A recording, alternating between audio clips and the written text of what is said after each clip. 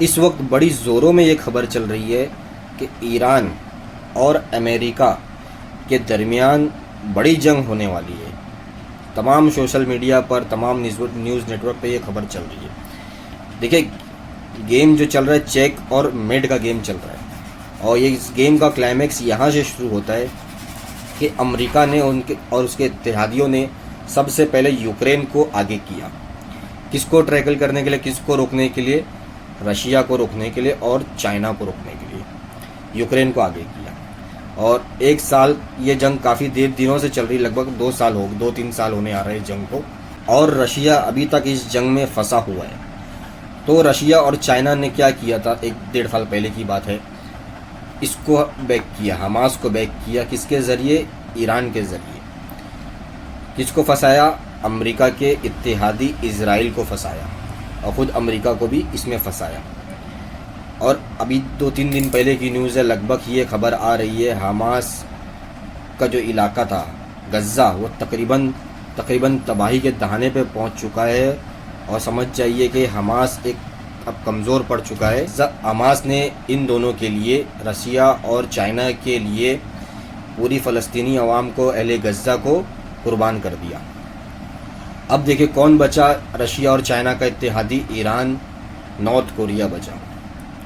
और वहाँ पे तो यूक्रेन फंसा हुआ ही है रशिया के साथ में। अब देखिए अमेरिका ने इसको चुना, किसको? रशिया और इत्तेहादी और चाइना के इत्तेहाद की ईरान को चुना रोकने के लिए, ताकि पहले किसको मारा जाता है? प्यादों को मारा जाता है। तो अब ईरान को चुना। अगर तो ईरान अमेरिका और उसके इत्तेहादियों से बात कर लेता है, कोई डील कर लेता है, तो ईरान के मुल्क की सलामती हो सकती है, बच सकती है। लेकिन अगर नहीं मानता और इस जंग को जो सुलगा भी रहा है बयानबाजी के ज़रिए, वो रशिया सुलगा रहा है, क्योंकि रशिया खुद चाहता है कि ईरान अमेरिका और उसके इत्तेहादियों से भिड़े। रशिया ने अभी बयान दिया कि हम ईरान के अंदर न्यूक्लियर पावर प्लांट लगाएंगे, और ईरान के अंदर न्यूक्लियर पावर प्लांट लगना अमेरिका और उसके तमाम इत्तेहादियों के लिए बहुत बड़ा खतरा हो सकता है। तो देखिए, अगर ईरान इनकी बात मान लेता है, अमेरिका और उसके इत्तेहादियों की, तो डील तो हो सकती है। और अगर नहीं मानता है तो देखिए ईरान और अमेरिका और उसके इत्तेहादियों से इनकी झड़प होने ही वाली है। जो आप सुन रहे हैं ना, खबर हो सकती है, अगर तो डील नहीं होती है। एक वक्त था जब ईरान खुद अमेरिका के साथ में था, अमेरिका के इत्तेहाद में था।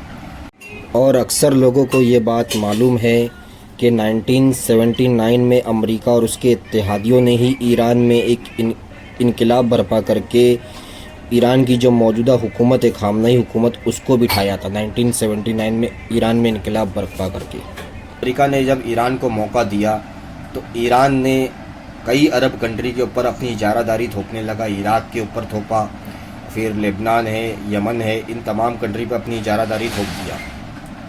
और एक वक्त में अमेरिका इसको सपोर्ट भी करता था कि कुछ हद तक के लिए, ताकि वो अरब जो ममालिक है उनके ऊपर अपना दबदबा कायम रखे ईरान के ज़रिए। लेकिन जब ये चीज़ कुछ ज़्यादा हो गई और ईरान अमेरिका के साथ साथ रशिया और चाइना के हिमायत में भी चला गया, उनके खेमे में भी चला गया, तो अमेरिका के लिए ईरान एक थ्रेट बन गया। फ़िलहाल इस वक्त चेक और मेड के गेम में इस वक्त अमेरिका और उनके इत्तेहादियों का पल्ला भारी दिख रहा है, क्योंकि वहाँ पे यूक्रेन अभी तक के रशिया को फंसाए हुए है। अमेरिका और रशिया और चाइना का एक प्यादा हमास तकरीबन तबाही के दाने पे पहुँच चुका है, और ईरान भी इस वक्त डरा और सहमा हुआ लग रहा है। तो आगे देखते हैं इस जंग में, आगे ये जंग किस मोड़ पे जाके थमती है या आगे बढ़ती ही जाती है, देखना पड़ेगा।